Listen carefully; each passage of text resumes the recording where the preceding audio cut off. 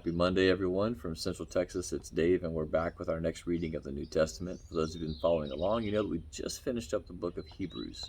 So now we're about to start the epistle of James. First, I want to thank everyone who has been praying for me, and I ask that you continue to pray. Life throws some curveballs at us sometimes, and sometimes they smack us really hard in the face, and it hurts a lot. But I ask for your continued prayers that God will help us through this situation. I have complete faith that He will do just that. Thank you all for your prayers. So the book of James, chapter 1 today. We'll be reading out of the New King James Version. Remember, if you don't have a Bible, you can go to Bible.com and read for free, or you can download the YouVersion app on any Android or iOS device and read for free as well there.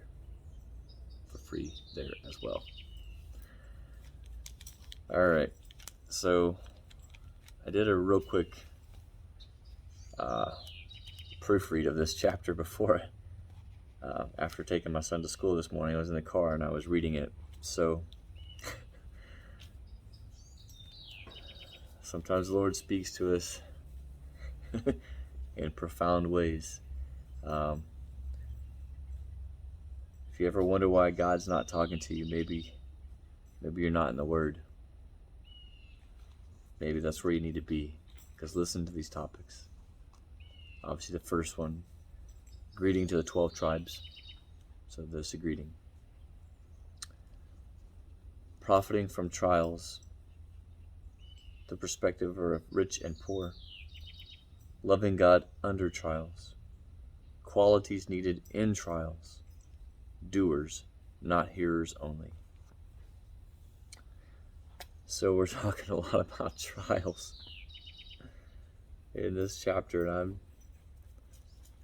I've definitely been going through them over the last 4 months. So you need God to speak to you. Not only do you need to pray, you need to get His Word. It's very important. All right, here we go. James, a bondservant of God and of the Lord Jesus Christ, to the 12 tribes which are scattered abroad. My brethren, count it all joy when you fall into various trials, knowing that the testing of your faith produces patience. But let patience have its perfect work, that you may be perfect and complete, lacking nothing. If any of you lacks wisdom, let him ask of God, who gives to all liberally and without reproach, and it will be given to him. I have prayed very strongly over the last few days for wisdom, and I'm doing it full of faith.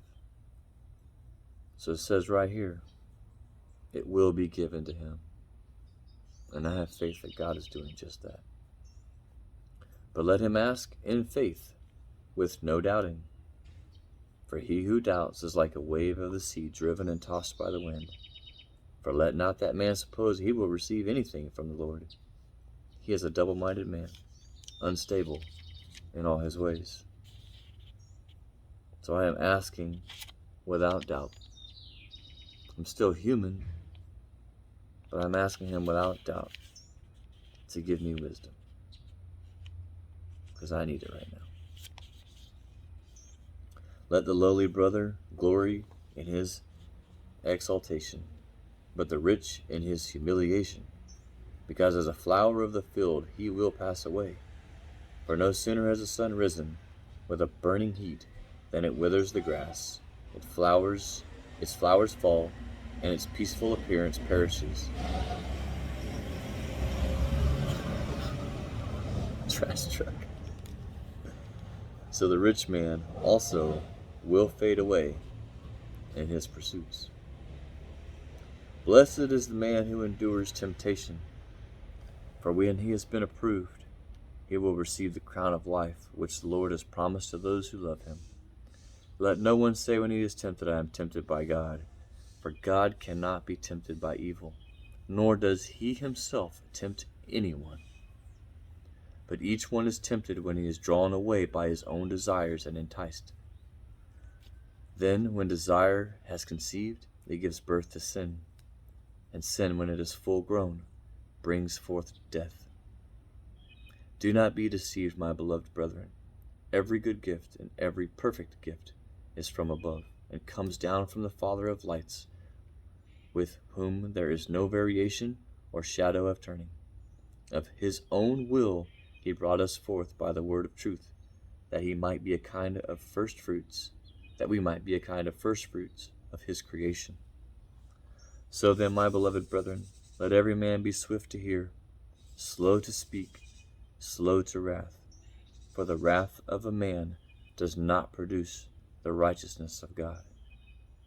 Therefore lay aside all filthiness and overflow of wickedness, and receive with meekness the implanted word which is able to save your souls. But be doers of the word, and not hearers only, deceiving yourselves. For if anyone is a hearer of the word, and not a doer, he is like a man observing his natural face in a mirror. For he observes himself, goes away, and immediately forgets what kind of man he was. But he who looks into the perfect law of liberty and continues in it, and is not a forgetful hearer, but a doer of the work, this is the one who will be blessed in what he does. If anyone among you thinks he is religious and does not bridle his tongue, but deceives his own heart, this one's religion is useless. Pure and undefiled religion before God and the Father is this: to visit orphans and widows in their trouble, and to keep oneself unspotted from the world. Whew. What a chapter. I don't even know what to say. Thank you all so much for joining me today. I hope you guys have an amazing Monday. I'm asking for your prayers, but is there something that you're going through? Maybe I could pray for you. I would love to do that. So if you have a prayer request, put it down in the comments down below. Let me pray for you. Where 2 or 3 are gathered together in his name, there he is in the midst. Let me pray for you. We can pray for each other. Alright? Thank you so much. I appreciate you all from the bottom of my heart. I hope something from today's word speaks to you like it did for me. God bless. When life keeps falling and wonder where he is in all this mess, he's right there to guide you. Unseen, you're not alone.